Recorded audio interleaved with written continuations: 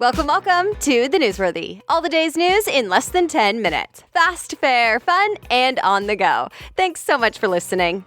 Today, hundreds of flights canceled in Atlanta. A warning about cell phones and an NFL team up for sale. Plus, Facebook confesses and Star Wars wins. All that and much more in less than 10 minutes. I'm Erica Mandy. Today is Monday, December 18th. You ready? Let's do this. A big power outage at the busiest airport in the world, just before one of the busiest travel weeks of the year. Yes, holiday travel got extra stressful yesterday when the power went out at Atlanta's airport, and the effects will likely last into this week. NBC News reports more than 1,000 flights have been canceled, including hundreds for today. That said, all the power came back on late last night, and the airlines hope they can start flying again about 5 a.m. Of course, it doesn't help that planes are usually packed for holiday travel this time of year, so there's not a lot of wiggle room for people to catch other flights if theirs were already canceled. CNN reports Atlanta's mayor says a fire in an underground electrical facility caused this power outage, but what caused that fire? Well, TBD. More details may come out today. Of course, the cancellations and delays there may affect other cities, so heads up if you are traveling at all this week. Get ready for lots of tax talk. The Republicans' tax bill could pass as soon as this week. Fox News reports the Trump administration is predicting that it will. They want it to get done ASAP, and they're pretty sure they have enough votes for it. Democrats still don't like it, but they can't really stop it if enough Republicans are on board. By the way, Senator John McCain will not be there for the vote. CBS News reports he's going back home to Arizona to be with his family. Remember, McCain has brain cancer and has been going through chemotherapy. As of now, it doesn't seem McCain's vote will impact the tax bill passing. A couple Republican senators who were threatening last week to say no to the bill have now given it full support. So there's a big possibility this bill will go through and become law. To be continued.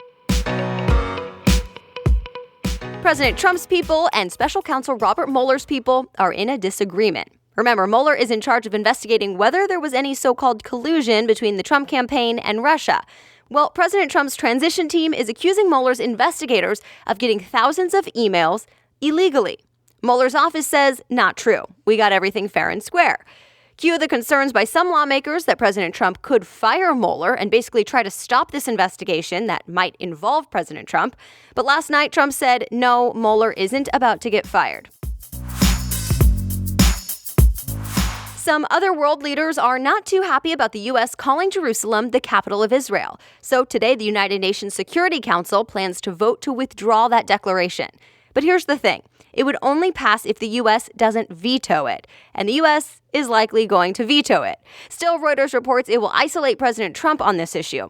The UN Security Council is made up of 15 members. For a resolution to pass, it needs at least 9 votes and no vetoes by the U.S., France, Britain, Russia, or China.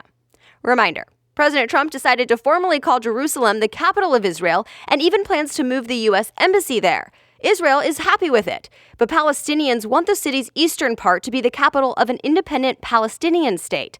So today's vote may be more of a message to the U.S. than an actual change in policy or action, but we'll see. A California wildfire just burned multi-million-dollar homes in an area where celebrities are known to live. Celebrities like Oprah Winfrey and Ellen DeGeneres have homes in Montecito. Both of them evacuated.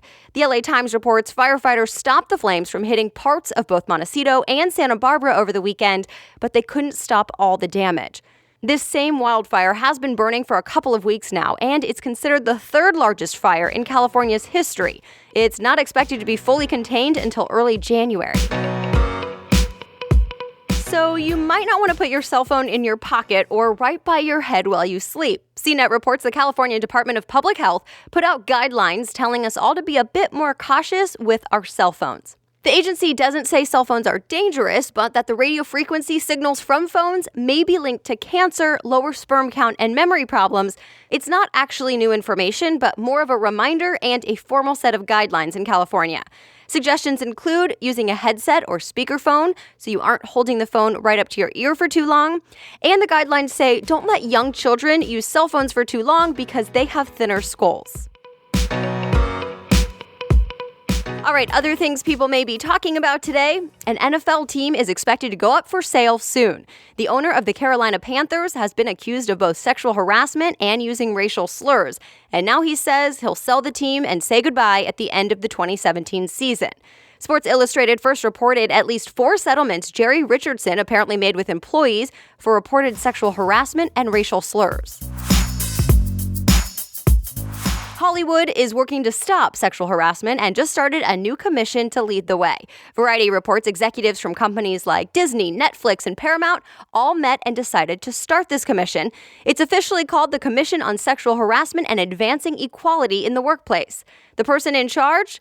Anita Hill. She went public back in 1991 with allegations of sexual harassment against U.S. Supreme Court Justice Clarence Thomas. Facebook has confessed that yes, it may be bad for you. Well, at least if you don't use the site correctly. In a company blog post, Facebook tries to address its criticism. So Facebook says, yes, there is research that you might feel worse after using the site if you're just scrolling, comparing, and occasionally hitting the like button. They call this passively using Facebook. But the company, of course, says it doesn't have to be that way. That if you're interacting with people on the site and pretty much going all in, then you can feel better after using Facebook, even more connected with people. Of course, it's all still controversial. The winning movie at the box office was no question. Star Wars: The Last Jedi, of course, dominated. It came out on Friday. Variety reports it brought in $220 million in its first weekend, and that is apparently the second highest opening weekend of all time. And guess what was number 1? Star Wars: The Force Awakens. A French sailor just broke a world record for sailing around the world all by himself. Francois Guébard sailed for just 42 days and 16 hours. The AP reports that's 6 days faster than the last record last year. And that's it for now. Thanks so much for listening. You can follow The Newsworthy on Instagram and Twitter at The NW Podcast and on Facebook at facebook.com/Erica Mandy. As always, if you heard a topic you're interested in and you want to know more about it, you can easily find all the articles I referenced in today's show notes. Just go to thenewsworthy.com, click episodes and today's date. You can listen to The Newsworthy every weekday by 4 a.m. Eastern Time. Have a great day.